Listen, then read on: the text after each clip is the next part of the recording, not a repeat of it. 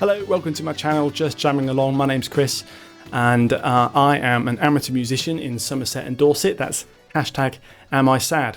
This channel is all about me kind of documenting and recording my journey and my learning path towards becoming a better musician and a guitarist. I have an aim in 2025 to be playing guitar to a kind of a professional or semi-professional standard, and I really want to be depping in local bands, semi-professional bands, and also doing recording and session work. So I've got quite a lot ahead of me, and a lot to learn and a lot to develop and so on. So this channel, really, it's not about me sort of teaching people. It's more about me just sort of putting out there the things that I discover, the things that I learn, and developing myself as well. But also, hopefully, it will be of interest to other people out there on YouTube. If you're an amateur musician or guitarist or whatever it might be, if this is of interest, then please subscribe to the channel, hit the bell, and all those good things.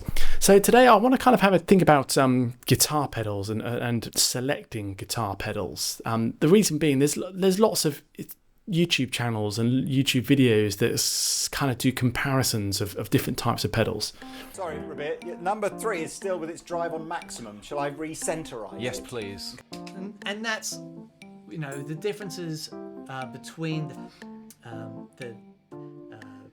you know, this is where you get all these sounds. You know, the way that they do the preamp and the circuit they used to do the perfecting. But I do have a bit of a problem with kind of selecting something based on a comparison with another thing, i.e. that thing of doing an A/B test. So yeah, it might seem a little bit strange to be thinking that you shouldn't compare something, because you'd have thought logically play one pedal, compare it to another pedal, and then decide which one's your preference. Well, actually, there's some good reasons why you shouldn't kind of really do that. I still do run a business. I'm an employer, and if I'm recruiting and interviewing people, it's easy to kind of fall foul of what's known as a contrast or comparison bias, where actually you end up comparing one person against another and deciding who the superior candidate might be, instead of actually assessing that candidate against an objective set of criteria. And the same thing can happen in selecting anything. What about wine? If I've got a glass of wine in front of me and I've got nothing else to compare it to, have a sip of wine. It tastes very nice. I'm very happy with that bottle of wine. It cost me £8 from the convenience shop down the road. However, then somebody gives me a £30 bottle of wine, much superior, vintage bottle and so on. And now I start thinking, the first glass of wine I had, actually that's not so good after all. I've changed my mind, and I start thinking that the more expensive bottle of wine is superior. Whether it's actually superior or not, there's that bias towards thinking that something is superior because it's associated with a higher price. We fall foul of these biases everywhere all the time. Here's another good example. Imagine you're in Spain and you're having paella, rice dish.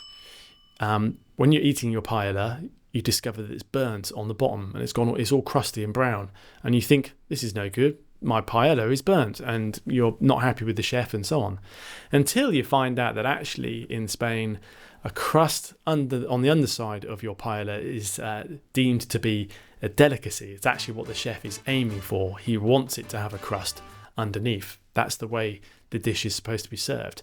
Now that you know that, the paella that you thought was no good, now you start realizing that you're eating the best paella that money can buy in that part of Spain. So your perceptions change, even though the actual thing itself hasn't. But then I want to show you one really good example of contrast bias, which is what we're talking about. If you take a look at the diagram that's up on the screen now, you'll see that checkerboard there. We've got two squares, one labelled A and one labelled B. You'll see the square that is labelled A appears to be on a square that is dark grey, and the square labelled B appears to be on light grey.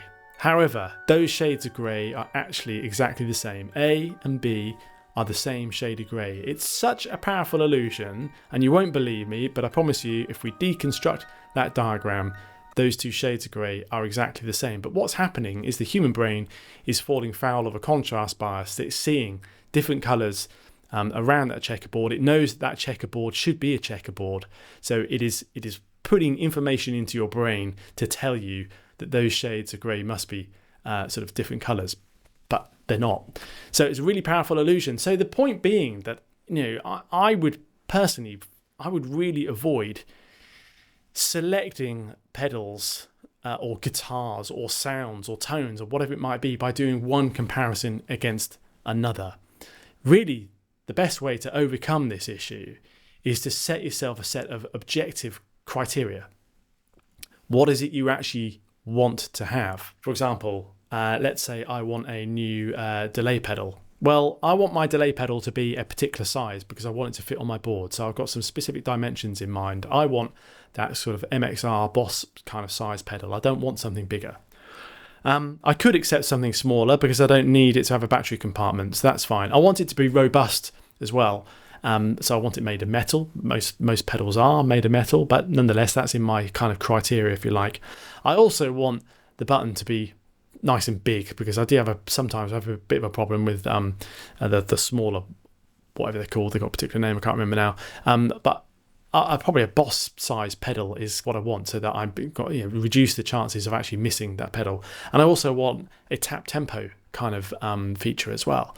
So already I've set myself some criteria for what I want and need, and I've not even listened to the pedal.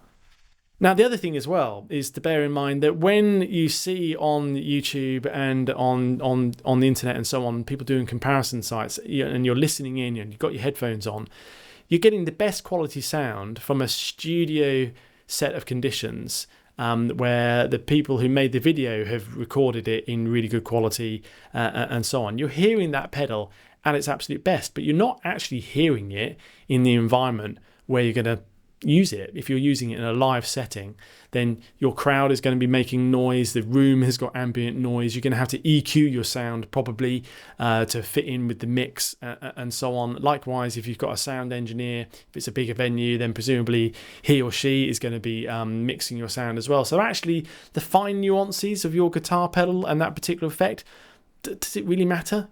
For me, I don't think so. Prove me wrong, put some comments and tell me if you think it really does make a difference. But for me, I want my delays to be like delays. I want my chorus to be chorus. I want my distortions to be distortions. I want them to work and I want them to be effective. And I'm not saying that I won't have preferences over particular kinds. I've got 2 or 3 different distortions on and overdrive pedals on my board already. But the point I'm making is I would want to select those for specific purposes. I'm not selecting them by comparing one to 3 or 4 others. Okay, so I hope that's of interest. I'm completely open to thoughts and comments. If you want to correct me and tell me that I'm wrong, please do put it in the comments. Let's have a conversation. Hit the bell, please subscribe, and I look forward to hearing from you.